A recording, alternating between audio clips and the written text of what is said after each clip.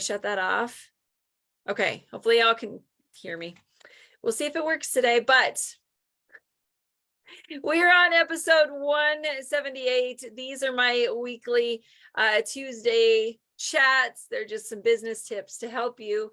They're short and sweet, 15 to 30 minutes tops. But if you haven't met me, my name is Jen Gear, and I've been in network marketing for a long time with my current company for almost 12 years. And I just love what I do, but I believe we can learn from each other. No matter what business we're in, we can learn together. So breaking the ice is the easiest way, really, in any situation. And the majority of the population has just some anxiety about talking to people. Do you?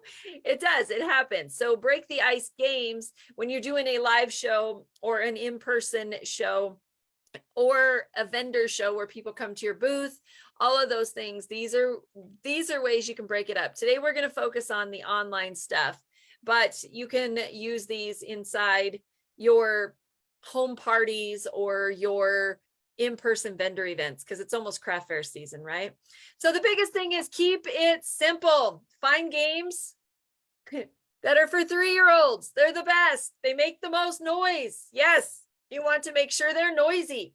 You don't want to spend a lot of money. I don't. I look at thrift stores and I look at yard sales and I look for toys. Once Upon a Child, we have one of those. They have tons of toys. You can get in there and get creative, whatever makes a lot of noise and is simple. Practice the game before your show. If you get anything out of this slide, practice the game before your show. And the reason for that is on one show, I gave away way more pieces than I intended. So you want to know how much you're going to give away ahead of time. And keep in mind, you might have a tie. So pay attention to that stuff before you even start the show, because there will be quirks. And the more you play the games, the easier it gets and the more you catch on quicker. And so will your customers, but they will love it. I promise you. Some of my favorites games that I've played over the years, there's so many that keep popping in my head as I was working on this training all week, but Unlock It. I did this the other night and my folks loved it. They went crazy for it. It's a cheat. I think it says 3-year-olds. It does, age 3-year-olds. Timers are great. You can use a timer, or in your head, you can be like, I showed 5 sets of jewelry. I will do a game, right? Or I did 10 sets of jewelry or 10 pieces. You guys can make it up however you like, and work it into your business however you like. Because I switch mine up all the time. I don't want everybody just knowing exactly how I do everything, right? When your customers are watching, you kind of want to mix it up so that way they stay live with you. And they don't just pop off and back on when it's game time. There is a flyer I will email out to you that talks about interactive games and the materials that you need for this. Super simple. And you can do it for team incentives as well. We don't need to read through all that, but I'll send it out to you. Biggest thing is you want to pre-advertise, whether you're doing games or not. You want to pre-advertise, make sure people know that you are going live or that you are doing an event somewhere and that you're going to have a game if they stop by. Okay, always talk about it. Switch up your games. Some of my other favorite games is the Lucky Duck game, again, for probably 2 or 3-year-olds. This duck, they spin around. When you push that button, it makes a ton of noise. It quacks. And then what I had done is I wrote on the bottom of the duck a number, and people got to get a prize. So super fun. Anything to liven up your game. Again, commenting, just talking about it, making it fun. That's the best part. If you like to wear crazy hair during your live shows, do it. It's fun. The pop and balloon game is another one of my favorites. This is one, hi Sandy, you can put behind you. It is great for booking parties. It is the party season. If you can do Facebook Live parties or in-person parties, I'm telling you what, I think we need more in-person parties because we've all moved to this social media that we miss our friends. Like I miss my friend Sandy. She lives far away, but it's a great time to get together. So if you put up balloons behind you in a live show, inside each balloon, you put a little piece of paper and it may say something like, if they book a party with you, they get whatever's in that balloon. It could be 1 piece of jewelry, free shipping, tax free, 5 pieces of jewelry, whatever that is.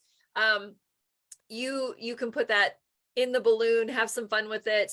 You don't have to do it for booking parties. You can do it just for a fun game night. People love it. It's loud, it's crazy. If you get startled, there's a lot of, even though you know you're going to pop that balloon, it still explodes and it still makes you jump.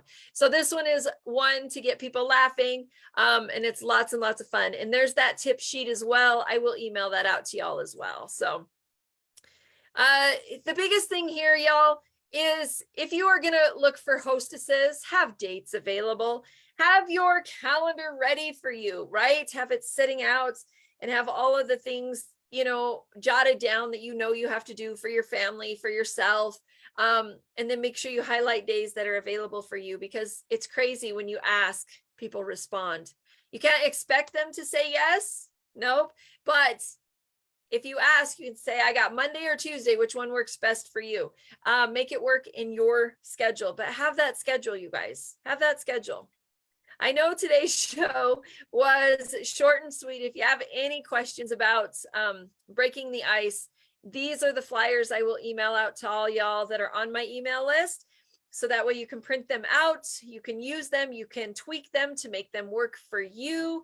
They are lots of fun. And like I said, as I'm sitting here chatting with you guys, I have all of these thoughts and ideas that have popped into my head.